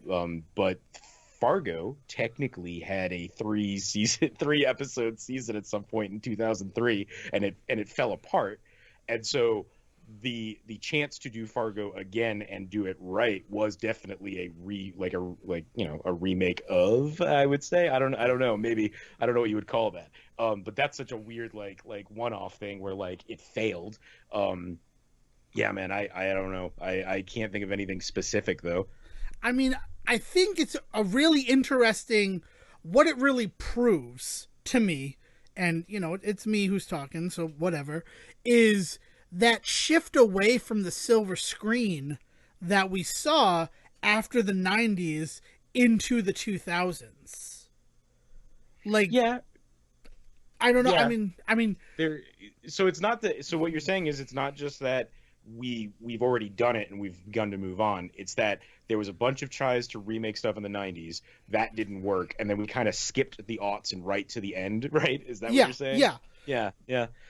Yeah. Again, I'd have to go and take a look and see exactly what's going on television nowadays, because I don't pay that much attention unless it's like right in front of me.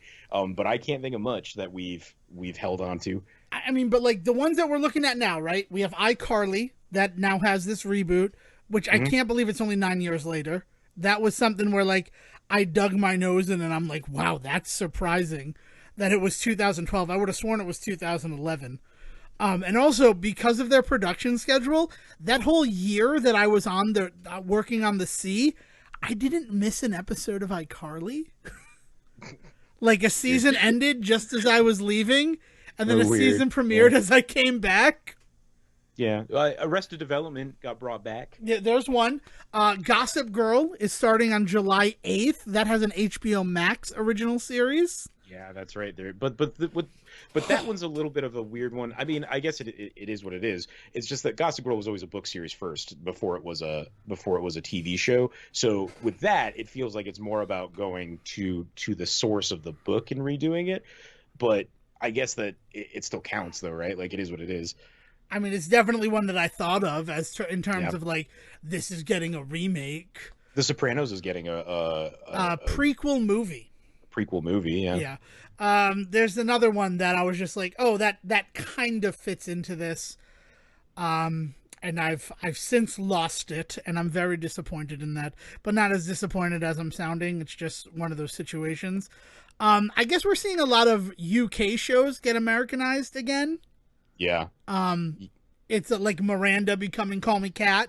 But that has secretly always happened, and we've just never known it. It's just now we're more well informed and more worldly, right? Like Right. there's examples of that through. Oh, that since happens all the time. It's Right. just one of those situations where it's another aughts property being reinvented and reemerging now. But then also I think about shows in the aughts that like really wouldn't work. Like Grey's Anatomy. If Grey's Anatomy had been canceled, I bet that we would see a reboot of Grey's Anatomy. The fact that Grey's Yeah. Anatomy has been on for like 17 seasons is Yeah. absurd. I'm surprised that we haven't seen another swing at like Lost, even as like a movie. I feel like just because it was so big, or Heroes to that same point, right? Like, well, we had the Heroes reboot. Let's not forget about the Heroes reboot. They tried to reboot that, and it was so good, you Sejohn forgot about it. The one season of Heroes. what I was gonna ask was the Heroes the 2000s, or was it 2010s? I can't remember. The original Heroes? Yeah. That was we were in college. means nothing 2004 to is me. when that started. 2004. Okay, Yeah. that means something to me. Yeah. Sorry. You've been in college. You're like the Grey's Anatomy of college students. I forget that. Sorry. I take them where I see them, bro, and that was just too much fun to say. Yeah, it's just, I mean, Lost, I feel like they've tried to do it, but without calling it Lost. Something like the show Manifest. Like, Lost inspired a lot of shows with a bunch of questions. The Question Box show is inspired by Lost, but is different. I guess you also have Sons of Anarchy being remade as Mayans MC. Like, that's That's a spinoff though. is it a spinoff? I just thought it was another motorcycle club. Okay, No, one or two of those characters were from Sons of Anarchy, and it's a big departure from Sons of Anarchy, but like it's technically a spinoff. But then that comes the question, right? Is what constitutes a reboot here? Or a remake? Because iCarly is technically a continuation of 2, so like that's also kind of part of the weird.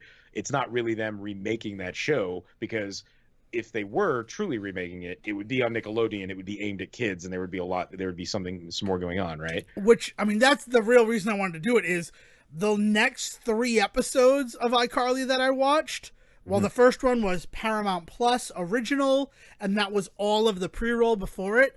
The next 3 episodes, Nickelodeon pre-roll. And like, this is not a Nickelodeon show. This is very strange that this is what you guys have put in front of this show. Boston Legal would be a good one to revisit. Boston Legal is a spin-off of The Practice. Yep. Yeah. Like that's I was Gilmore going Girls right there. Got its revisit. That happened, and Yep. that was rather successful. I won't speak to it personally, but from what I understand, so that was something. I don't know, man. Yeah, this is a weird game to play. It's a weird thing to look at. Where like, I didn't think about it until somebody said why iCarly, and I'm like, well, because it's the type of stuff that we talk about. But then also, like, is that where we're at? Like, is 2007 Actually, where we're mining from? Yeah, we had more. We did have our moment because Veronica Mars had its revisit, right? Like, Okay, yep.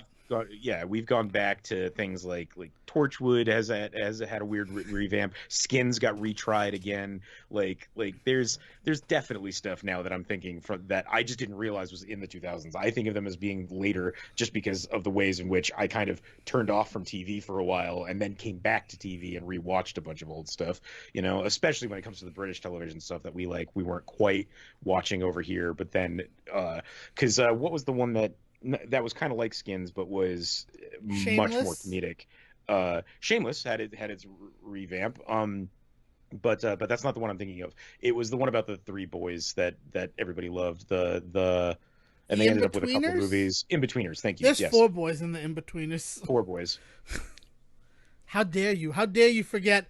I'm going to assume Will is the one that you've forgotten of the In-Betweeners.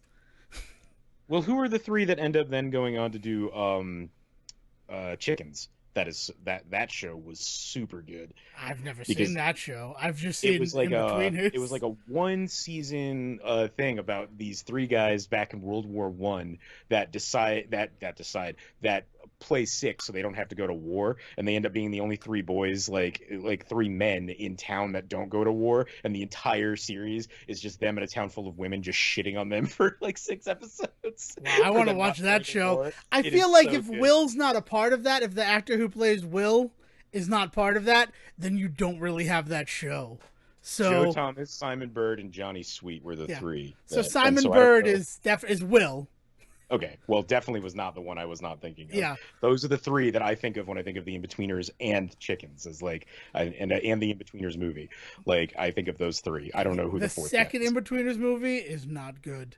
Like, it retroactively made me reconsider the entire series. But it's fun. I gotta look for this chicken show. That sounds awesome. I guess then also looking at 2012 stuff to being reboots, you have. I mean, it makes sense for Nickelodeon and Viacom as a weird way because they reboot the TMNT show from 2012 as Rise of the TMNT. Right. So, I mean, like, it's definitely a well that Viacom is going back to, is their properties from that time. It then made me think deeper on the other things that, like, may have been passed over or ignored. But really, it inspired a type and a genre, and it'd be weird to do a Lost reboot. What do you do with that? Like, it'd have to be a reboot. It can't be a continuation. I don't know, man. Another accident leading to people being on the island. I could easily see somebody starting with that idea, much like with J.J. Abrams not quite knowing where to fucking go with it afterwards. But okay, but it needs to be.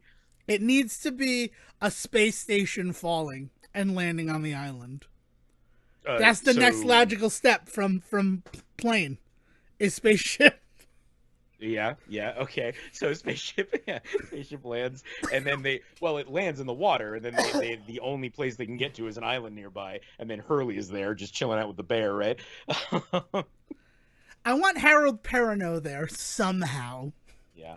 Can it be a battle between Harold Perrineau and Sawyer as the man in black and white? I'm pretty sure this is what the Cloverfield paradox ended up being, right? Isn't that how that movie ended? Oh my god, that is exactly what happened! I've never even seen it, but it's in space, and then they fall to Earth. Well, and they fall to Earth, and then you find out that it may or may not be a different timeline. So, plays with timelines, much like Lost did, and the idea being that maybe they could then end up being in the timeline in which the island didn't occur, so they have to go through the island themselves. Look, there's definitely a way to do a Lost sequel. Oh my The way that God. they fucked with different worlds and different timelines and all of that shit on that show. We should There's no stop reason. recording right now and mail this idea to ourselves. And then sell it to J.J. Abrams. This is brilliant. Oh my God. The International Space Station comes down. So then you have people from all over the world. Mm-hmm. Oh my God. And then you have episodes in like full fucking Russian. Oh shit. As they're about to go get on the. I love this. And Chris O'Dowd in his hand can have a whole episode to himself. The Cloverfield Paradox was a weird movie, man. I never saw it. I've never seen Cloverfield. The only Cloverfield I saw was 10 Cloverfield Lane. Oh man, you saw 90% of an amazing movie. Yeah, right? The Basement. I saw The Basement. And then I saw how they slammed it into the Cloverfield universe at the end. Oh shit. Devin Decker knows stuff. Yeah, there's that happened. There's a thing that occurred. I watched The Promised Neverland season 2. Not only did I say I'm not going to watch it immediately before we record and then do it, I also said I'm probably not going to talk about it. But yeah, here we are. here we are. Well, I need to talk about it because I don't want to talk about any of the content at all. What I want to talk about is the first season, which is 12 episodes long, adapted the first 37 chapters of the manga that it's based on, right? The second season, which is 11 episodes long, do you want to know how many episodes it adapted? I mean, how many issues it adapted? Yeah. Or chapters? I mean, Yeah, chapters. it could be anywhere between 50 and 300, man. Like I can't even fathom a guess. 150-ish. From chapter 38 to chapter 181. Mm-hmm. And there's a lot of, like, there's this moment where they're like, it's been a year since we've escaped. But in the episode before, a girl started a journal and she dated it 22nd January 2047. And then this episode starts and she dates it 24 January 2047. And they're like, I can't believe we've been gone for a year. And I'm like, it's been 2 days. It's been 2 days. Based on what you show me, it has been 2 days.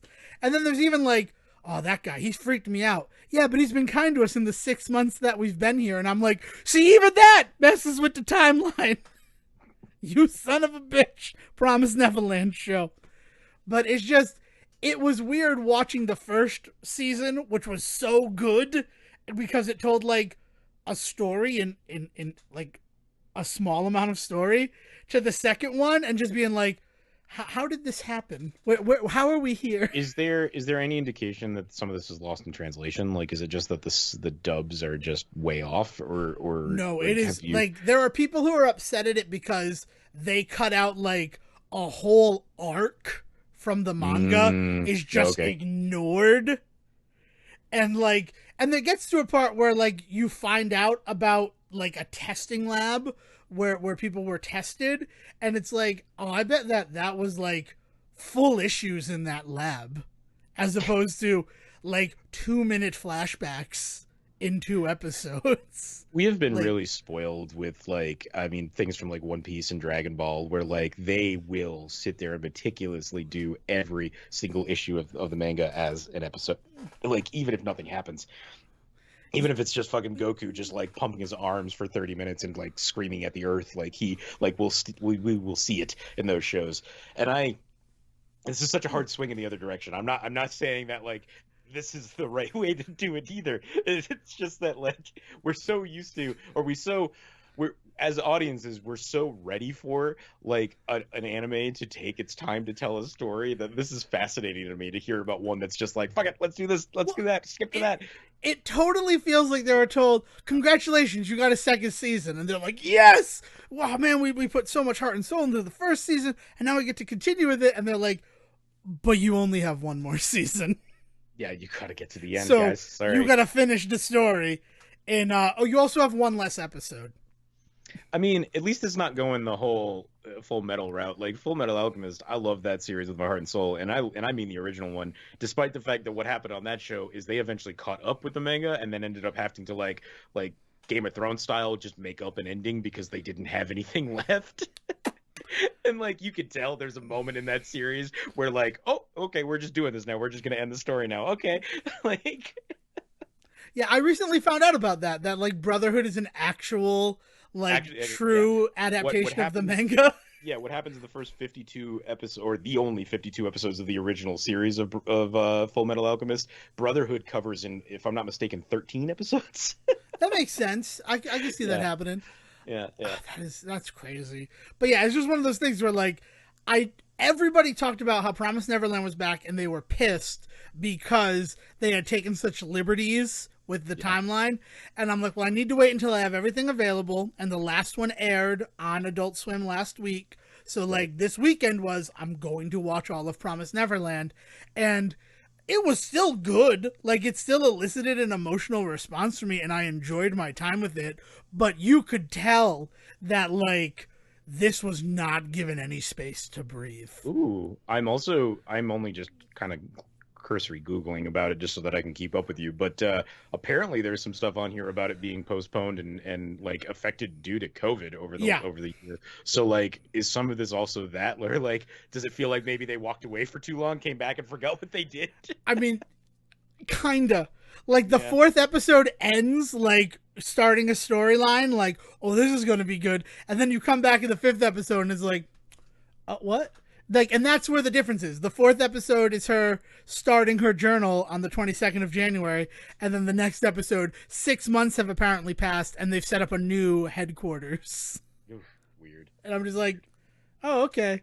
Yeah, but I mean, I think the reason why I bring it up is that, like, Promise Neverland is one of those things that, like, broke through in a weird way to, like, Hmm. be referenced on the types of sitcoms my parents choose to watch. Because there was a night where they're like, hey, ever watch that Promise Neverland? And I'm like, yeah, what are you guys talking about? And they're like, oh, they talked about it on Last Man Standing. And I'm like, oh, that's weird. That's a weird thing for Tim Allen. Just, So like, yeah, like, is it any good? And I'm like, you guys would hate it. You don't watch cartoons, Dad. And I think it'd be too sad for you, Mom. But then, like, it's become so that there was a live action film that was released last year, and Amazon is doing a live action adaptation of it. yeah. That I don't think I'm going to be diving into. I mean, but the thing about that is like that is separate from the reboot and remake conversation, though, right? Because like Oh yeah, anime, completely different. Yeah. yeah, anime has had that going on forever, and people want to give like like people want to point at Netflix, and they don't seem to quite understand how like the like streaming world interacts with the television world sometimes. Most notably when people start giving them shit about CW shows, like talking about like, whoa, what you guys did, what Netflix does on Riverdale is gross with teenagers, and it's like, you understand Netflix doesn't make Riverdale, right? Like they just put it up, they have it for streaming, but like apparently people don't get that. And so to that point, like the shit that they have given Netflix for their anime adaptations, and it's just like, guys, like Netflix just knows this makes a bunch of money, and an artist comes to them and says, "I have an idea." It's not like they then stand there over the artist's shoulder as they're making the movie, being like, "No, no, no, don't do that." They no, we don't, fuck the fans. We don't care about that. Like they let somebody make a fucking movie, and if it doesn't work, it doesn't work. The thing that amazes me is how many times they make a movie that does work, and people just don't talk about it. Yeah. With the anime stuff specifically, is what I mean. It's Interesting like, that you say that because there was a leak, and I don't know about the validity of it, for the character descriptions for Netflix upcoming Last Airbender adaptation, mhm. and it really feels like they're pulling a Riverdale, to use your own wording there. It seems like, and again, there's no validity to this, and I read them because I heard someone talking about them, like, that can't be true. They're absurd. It feels like it's set in a high school instead of in the No, lush that's somebody. world of That's somebody Avatar. fucking with you because they were actually being praised months ago when one of the actual casted actors put up the casting call for their character, and they were being like praised and lauded Okay, good. for all of the stuff that they were including about like wanting to be racially sensitive and age sensitive to the story and things like that. So if you saw anything that was like It not that, it was probably some angry teen on 4chan making some fake posts to specifically then get out into the world and piss people off when it wasn't real. that I mean that's the thing. Like I read it and I'm like, this doesn't necessarily, but whoever did it, little bit of praise because they took that thing that you talked about, because that was what my first way of like tracking it was to cross reference against that casting sheet, and they followed the whole we're looking for an actor of native origin. For Zuko, we're looking for someone for Eastern or Southern Asian origin. Well, no, wait. That is the casting call that went out that they were being lauded for because of the idea that the nations were going to be treated as actual like nations of otherness rather than it being full of white people, which is what Netflix constantly gets called on. Is the idea that they take, for instance, Full Metal Alchemist or Death Note was the other one, and like put like weird casting into them that doesn't work. Now, there's some conversations to be had about all of that, but so the idea that they were actually looking for First Nations people to play the people of the waterbending tribe, which makes sense because in the story they do line up with like indigenous like Eskimos and things like that. Inuits is the proper Inuits. term. Thank you. Yep. But that's the idea, right? Is that they were using that wording that in their stuff. So like to call that what Riverdale does, which no offense, we talked about Love Riverdale and how much I enjoyed it, but the idea that like straight up the one black character on the show, Josie from Josie and the Pussycats, straight up got on Twitter and called out the show she was still working on for having no other black people on it. Like that seems like a weird thing to say. That sounds like Riverdale when that's exactly the opposite of So what that's happened. a different. So I think we use the Riverdale in different ways. I took it more as Archie's fucking his teacher. Archie's fucking Miss Grundy style. Like, what a weird thing to say is it in Archie's story, where in Avatar, if these are real, again, and by all accounts they probably aren't, they were probably smart enough to look at those cast list thing and try to incorporate it to give it more validity. Yeah, I would have to see what you were talking about. I really will dig share into them this. with you because reading them, it really feels like it's X-Men set in a high school. Like, it should be called The First Airbender because Aang has developed mysterious new powers, and it feels like it's the first time that these powers have ever happened in this world, which doesn't feel like Avatar at all. No, that's in fact that is the opposite. That's not. Yeah, Well, yeah, we're gonna have to put a hold on this because this is starting to fade into being angry at a thing that is that might not be real, right? That which is doesn't why, exist. Yeah, which yes, it's a because- perfect little teaser for what we might be looking into next episode, at least briefly. But yeah, it's something that I saw in terms of you're saying that like Netflix is questioned a lot. There was a weird outrage because Netflix did their whole like. It was a big long teaser trailer of stuff that's to come streaming. It was like E3 for Netflix, is what it felt like. And that's where we saw the first footage from the last chapter of the War for Cybertron trilogy, where Optimus Primal said, "I'm from your future." And a bunch of Transformers people to me like, you who okayed this? And I'm like, it wasn't me. I would have had him say from. That's yeah. But more to what I mean when they talk about like the Netflix issue things. you that mean the people call out. whitewashing. I got you. And so like the whitewashing and the sexuality and the amount of criticism that is levied against Netflix for the idea that they have teens that are first of all played by 20 somethings and then they all like they fuck around in a way that teens nowadays quote unquote don't. I'm not saying I believe any of this, by the way. I want to make sure that I'm putting this out there, but it's the same kind of shit that Netflix catches for things like Cuties, which again is not a movie they made. It was a French film. Yeah. It was a French film that also was like an award-winning French film.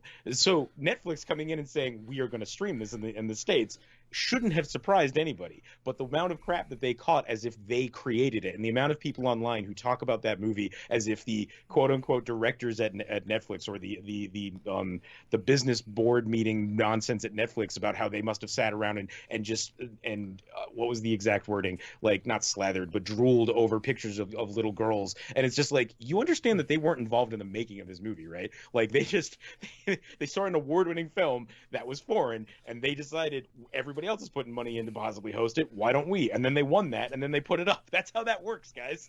Like there was no meeting at which they came together and they were like, we need to go out and find a movie with little girls in it. Like that's not what happens.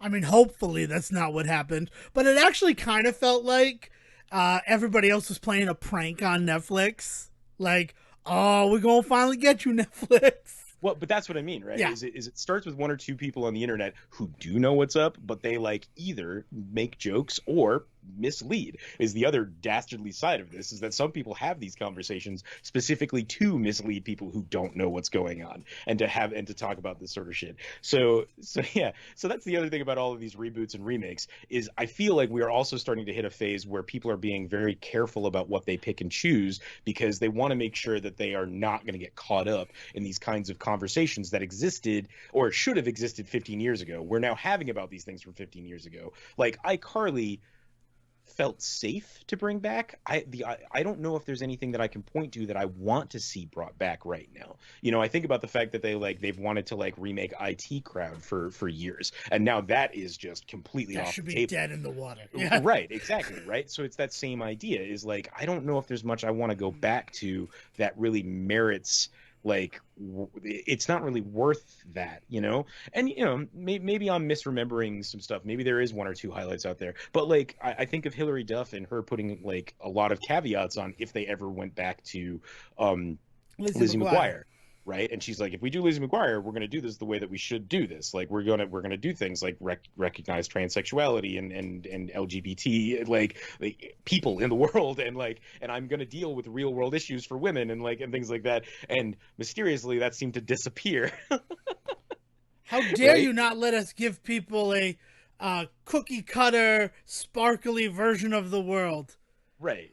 So I think what it is I think more than anything, the reason why we might not want to be going back to that era of television is because that was a very, to use a loaded word, dangerous time for television. And so anything that we might go back to runs such a risk. Whereas what we're better off doing is just creating new, better TV. I agree. And I think that's where it's strange to me that we see something like iCarly. And not specifically because of any content in iCarly, but the aura surrounding it. For sure. Yeah. And really, a lot of the stuff from there, that dangerous era of TV. Which, do you have anything else to add? Because I thought of the other show I was thinking of, and it's a perfect drop in the pot to end this conversation and this episode on. Drop it like it's hot. Leverage, man. Leverage, premiering on IMDb TV next month. Yeah. And that's one I wish it weren't on IMDb TV. Like, IMDb TV, give me some way to watch you without ads. Yeah, for sure. And right? I will watch I'm already Leverage willing at to day pay one. for this. Yeah. Yeah. Yeah, and that was a 2008 show. I will say that for me, Leverage never ended because I also am a huge fan of The Librarians. Well, and then Leverage and The Librarians never ended because of how good Almost Paradise was. Like, Dean Devlin kept his people in the water.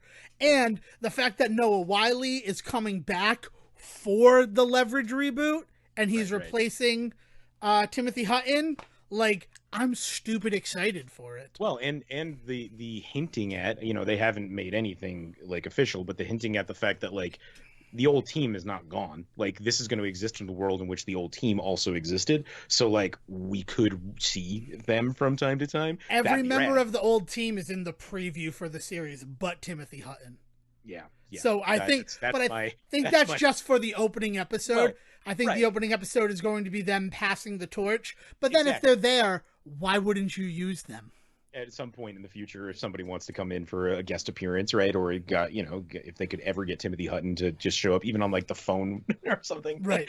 You know, oh man, I can't think of his name. The bruiser guy. I can't think of. I love him. I feel like he's just going to be in it. Christian Kane? Yeah, Christian Kane. I feel like Christian Kane's character is going to just be there every episode until they get permission to do another season of Almost Paradise. Because he just loves Dean Devlin so much.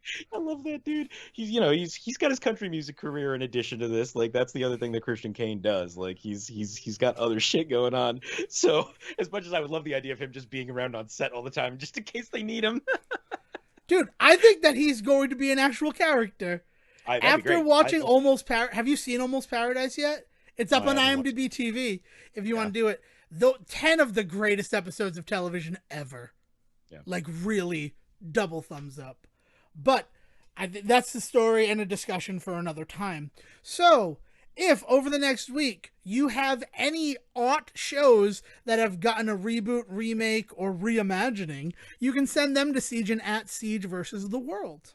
If you have any aught shows that you think deserve any of those and you want to send them to us so that we can start working on them and not talk about them on the show, you can send those to Devon at Devon D. Decker. That sounds wonderful. I really like it. Our Lost idea, that's the chef kiss. All right, so Will, you're going to end the episode and then you're going to mail this to us, okay? I take your mail, you're going to send my mail. All right? Thanks for listening, everybody. Have a good night. Thank you for listening to the Say Report with your host, Devon Decker and Stephen Selwick. Please follow the guys on Twitter and Facebook by searching for The Say Report, and you can always subscribe on your podcast channel so it's delivered straight to you and you can enjoy it every week. With apologies to your mother, we'll see you next time.